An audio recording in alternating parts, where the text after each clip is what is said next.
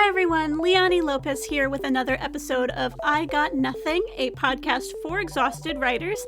I am joined by a fellow exhausted writer. Please introduce yourself. Hello, everybody. I hope everyone is doing well. My name is Saif Tareen. I'm a published polyglot author and poet from Pakistan. I'm recognized nationally and internationally for my literary contributions in both Urdu language and English.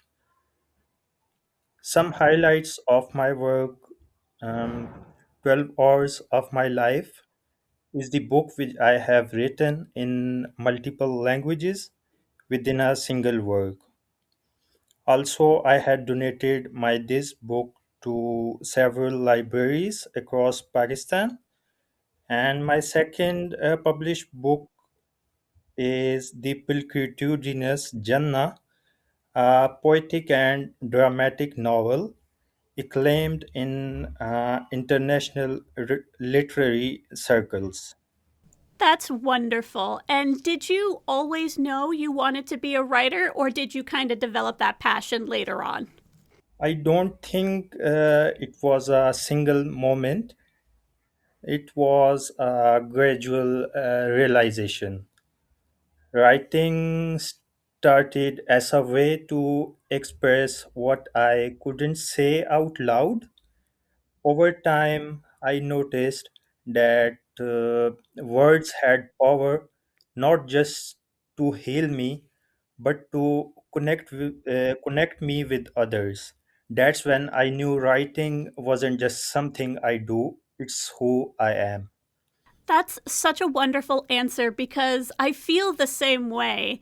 Writing writing is just a deep part of my soul. Like if I wasn't writing, I don't know what I would be doing. Yeah. And what did it feel like when you wrote that first book or even when you had the idea to write a book? Finishing my first book felt surreal. It was a mix of relief, pride, and disbelief. You spend so much time inside your own thoughts, shaping them into something meaningful, and suddenly it exists outside of you. It felt like I had turned a part of my soul into something permanent. That I didn't even think about it that way, that it is permanent. I know that's a weird thing not to think about. But it is sort of giving yourself just like a sliver of immortality because your writing and your book is always going to be there. Like it's always going to be like a Yeah, tangible expression of you. And I mean, think of all the books we read now from authors who have not been with us for decades. And being a writer and putting your work out there means you've sort of joined that club in a way. yeah, absolutely. I thought writing is the only thing which some introvert people like me can show what they usually think, how they think about life, and what are their thoughts. Exactly. That's another great point. I know it doesn't sound like it, but I am also an introvert. I do very well one-on-one, but with like a large group of people, it's very much like I don't want to be perceived. Like, don't talk to me, don't look at me. But then when people read your book and then like come to talk to you about it, then you're like, yes, okay, let's talk about it. Like, you just get so excited. So, when you are sitting down to write, what are some of your writing techniques that you use or writing rituals to kind of get yourself in the right headspace? I don't believe in waiting for perfect conditions, but I do have a few habits. I like writing in quiet moments, often late at night when everything feels still, calm, peace. I also reflect deeply before I write. Sometimes a single thought or emotion becomes the foundation of a whole piece. Yeah, I understand that, especially the not waiting for the perfect conditions because there's never gonna be the perfect condition. You're kind of Hmm. setting yourself up to not write at all if you're like, no, it has to be perfect. Like the sun has to be in this place, and like it's just there's you're kind of adding extra obstacles at that point. Sometimes you kind of just have to sit down and just do it. Exactly, no doubt. Why don't you tell me a little bit about your book, 12 Hours of My Life? What inspired that? 12 hours of my life. Actually, in this book, I had write about my life. We can say it is an autobiography book. So from my birth to till now, I try to write every moment of my life and the scenarios, the incidents which happened to me. So 12 hours of my life was like I had put the things which I had experienced, also a lot of things what was going on in my country, and it was like the mix up of a poetry book. I had used so much my own written poems in that, and many things like quotes. That's it.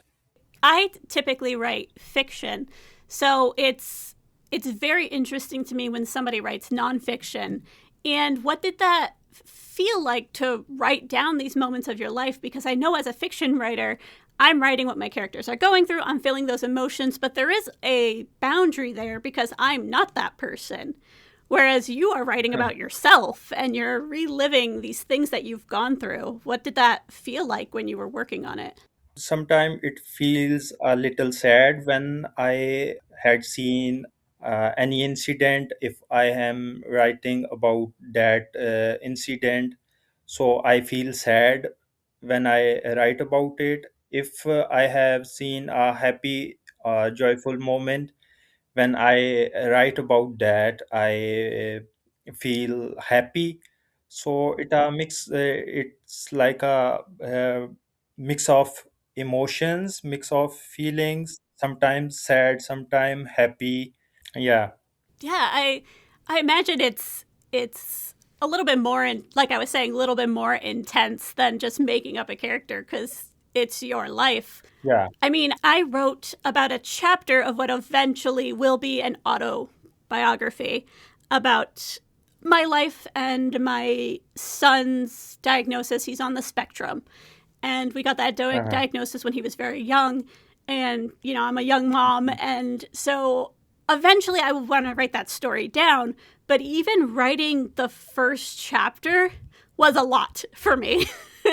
It's Uh-huh. very much like you're just putting yourself back in that mindset from back then, which can be daunting. So, I mean, props to you for doing that and writing a whole book about what you've experienced because I still can't do that. And that is a very, very great skill to have. Thank you so much for the appreciation. For me, writing about the moments is like that's real. That is the only difference between fiction and non-fiction. So making stories, no doubt, it's a difficult task, but writing about the real incidents, you just feel the way some person have gone through that. Yeah, and I think that's what attracts me to nonfiction from time to time is that realization of this happened to someone. This is truth. Yeah. This is legitimate. This isn't an idea someone cooked up. Like this was someone's life. And I love reading about other people's lives that are just vastly different from mine because you learn so much, but then you also still have that emotional connection. And I feel like it Mhm. really increases your empathy when you do that. Yeah, just I heard you that you love to read about the people life. So I would love to share my this very book with you, and definitely I will wait for your review on that. I would love to. I would absolutely love to. It's definitely on my to be read list. Thank you so much. Once an idea takes hold, and we kind of went over this a little bit, but when you have this idea and you finally are like, okay, this is going to be a book. This is going to be a book. This is what I want to write. How do you develop that further? Do you just jump into writing?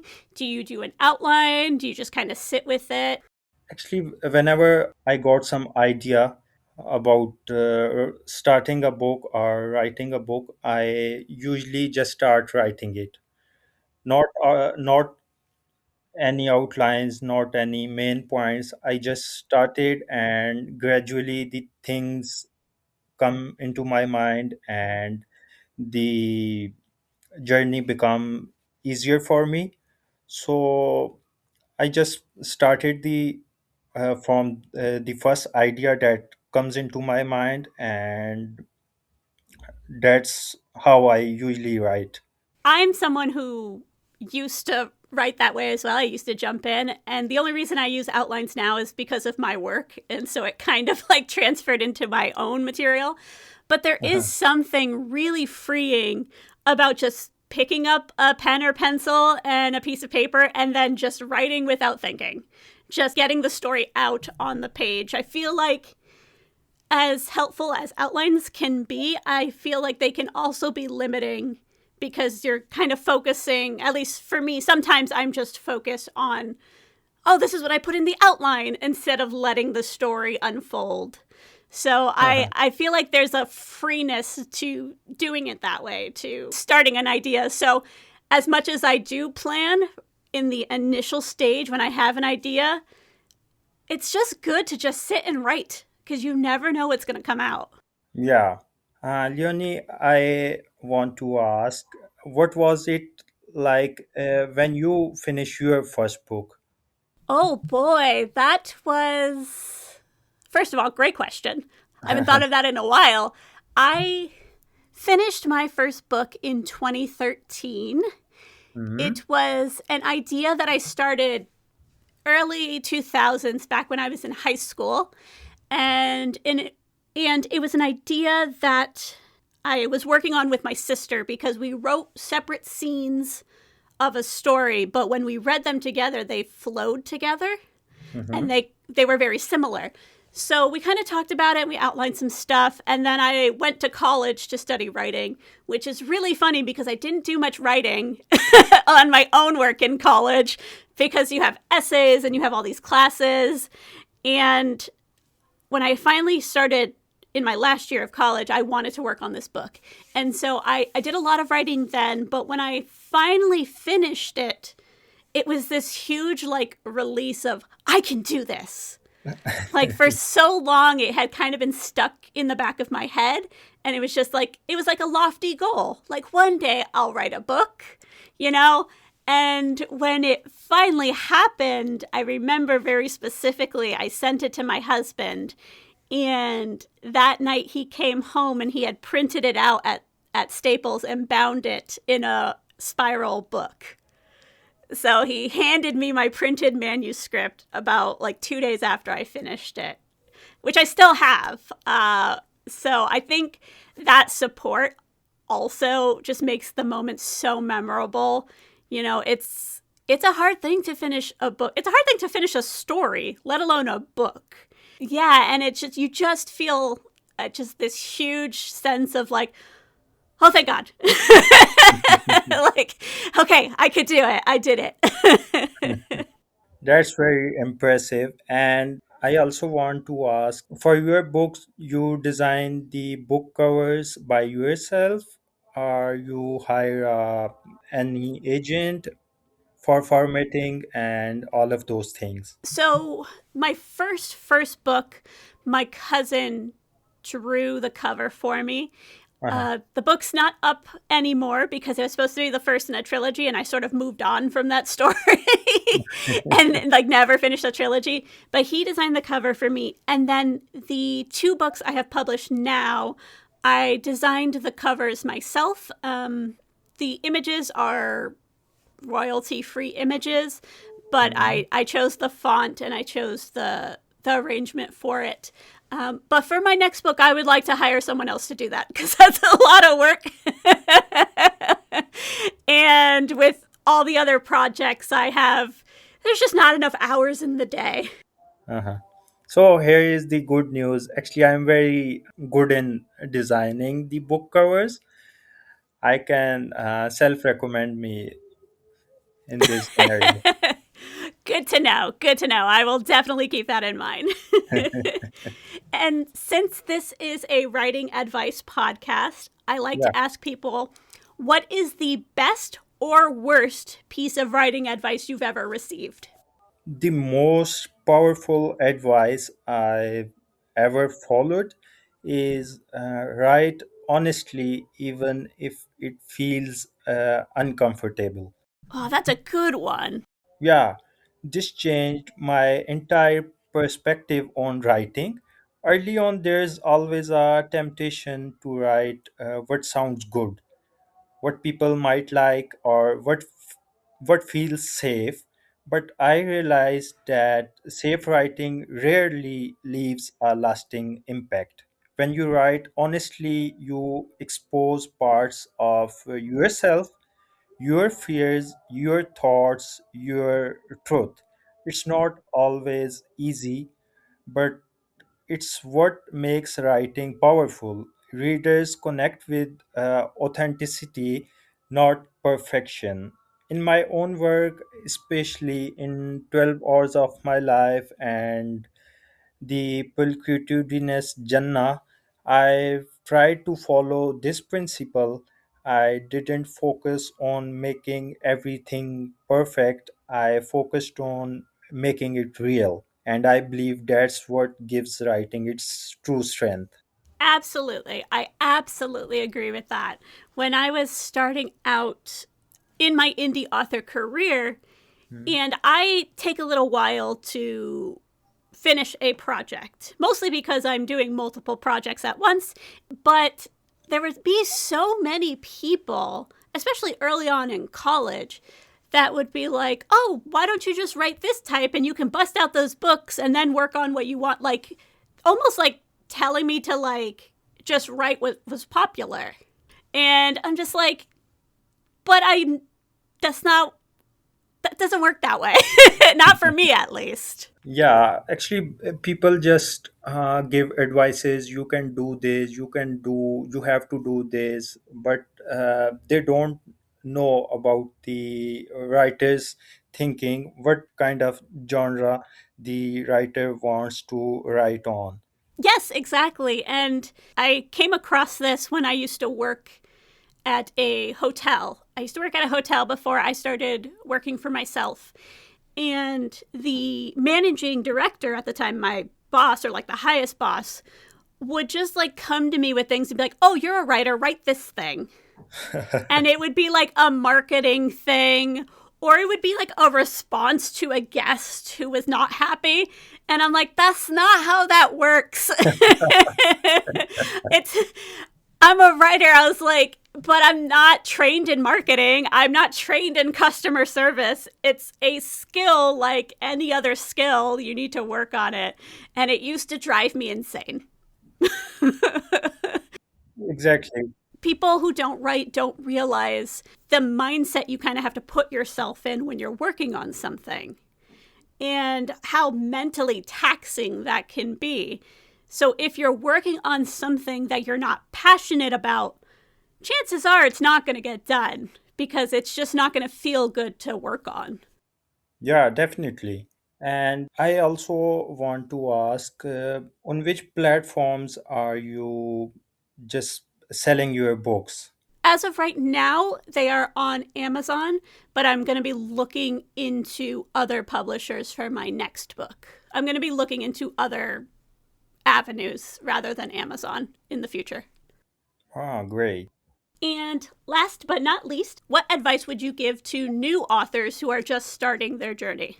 My first advice would be start before you feel ready. Most people wait for the perfect moment, but that moment never comes. If you have something to say, begin now. Secondly, don't compare your journey to others. Even writer has a different path, different struggles and different timings. Focus on your voice because that's your greatest strength. As an indie writer myself, I understand the challenges, limited resources, lack of support, and sometimes even self doubt. But those challenges should not stop. In fact, they should shape you. I started my journey without relying on big platforms, but I stayed consistent and believed in what I was creating. Also, don't be afraid to be different. What makes your work unique is what makes it valuable. In my case, experimenting with multiple languages and deep emotional theme made my writing stand out. And finally, be patient. Writing is not just about publishing a book, it's about building a legacy, one word at a time. Even if the world doesn't recognize your work immediately, keep going because meaningful writing always finds its place eventually.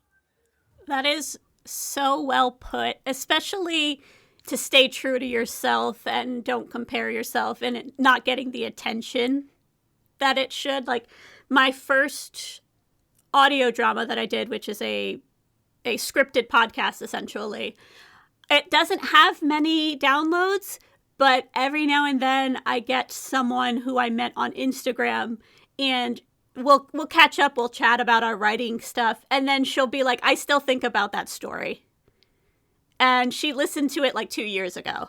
So not many people heard it, but it was a very important story to one person, and that's what matters.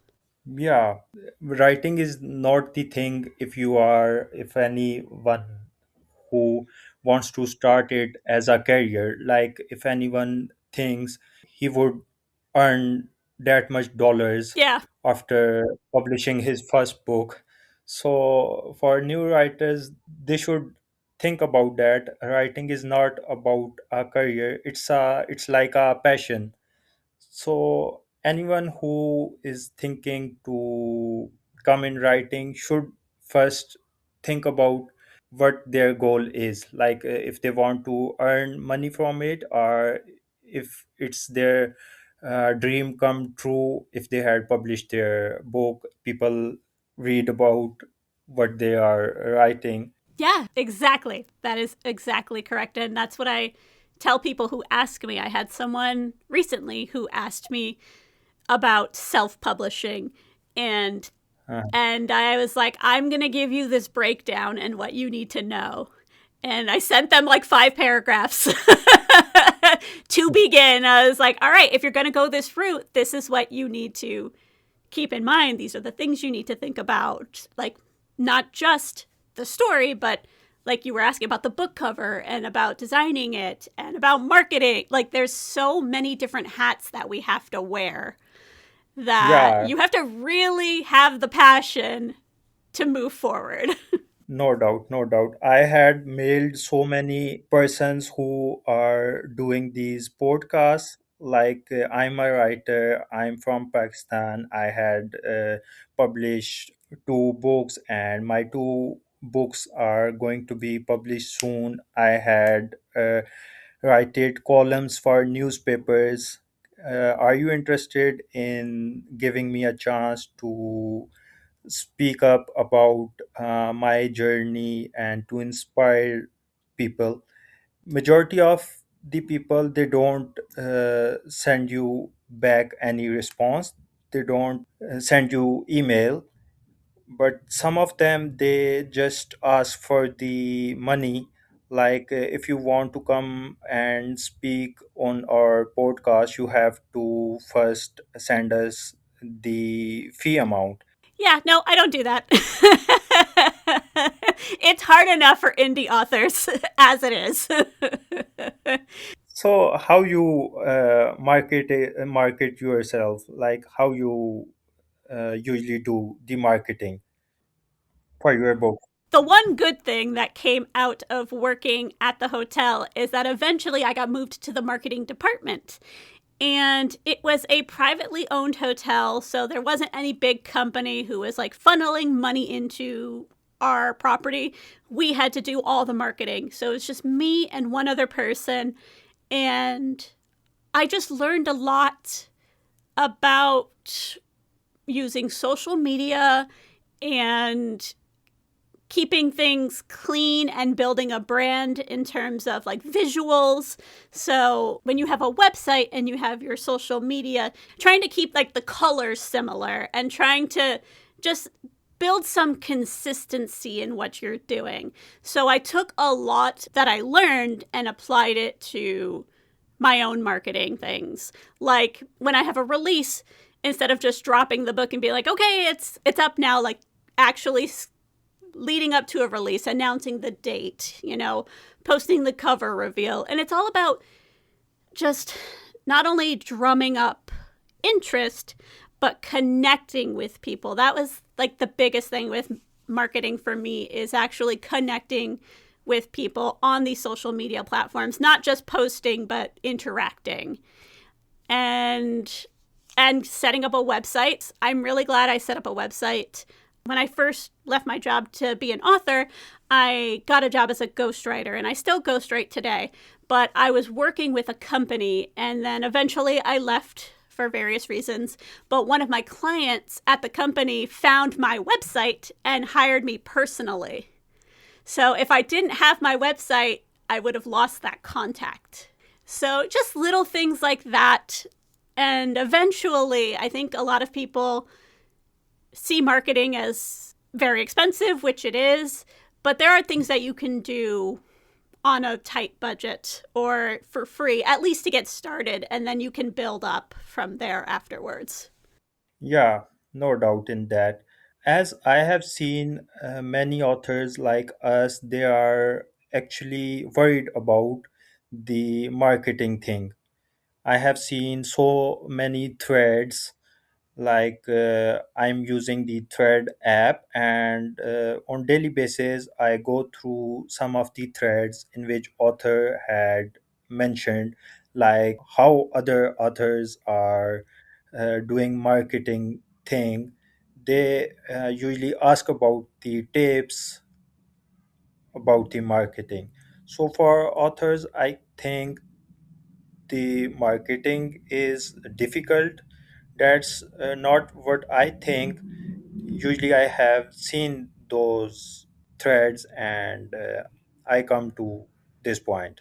Yeah, I think another important thing is do your research. Like, actually research what marketing entails. I think a lot of people go in blind and they go in without really digging into it. They just go in with what the idea of marketing should be and are kind of taken aback when it doesn't work or when it takes a while to get started. So I would just advise people, if marketing is a weak point for you in terms of not in your skill set or if it's something you're worried about, just do a lot of research and just, take notes on what other people are doing in terms of how often posting and things like that, but adapt it to your needs and what works for you.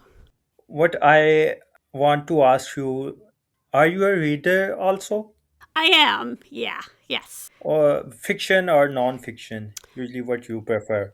I usually prefer fiction, but I really like biographies as well. So I try to slip in a biography every now and then.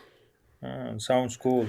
Well, thank you so much for joining me. Where can people find you online? I'm on Facebook, Instagram. People can write my name. They can search my name, Saif Ali Khan Train, and they can find me there. They can. I have published work on internet. If someone is searching my name on Google, they can find my published work on that too. On Instagram, my username is author Saif Tareen.